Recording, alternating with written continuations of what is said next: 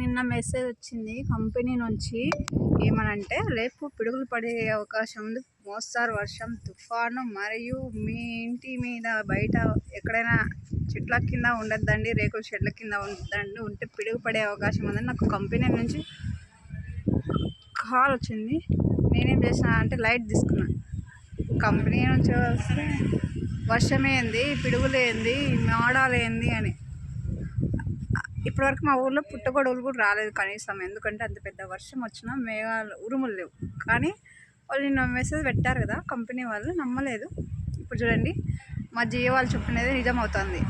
మొత్తం పైన జియో వాళ్ళు అప్పుడప్పుడు నిజాలు చెప్తారు అన్నట్టుంది. మేఘం చూడండి ఎంత ఫుల్ వర్షమా, మామూలుగా లేదు రాయను. ఇది కానీ మా ఇంటి పైన, ఇది మా ఇల్లు పైన ఉంది, ఇది కానీ కింద పడిందంటే డామ్ డామ్ డివే డివి డిష్ అన్నట్టు అయిపోతుంది అనమాట. అంతగా ఉంది వర్షం.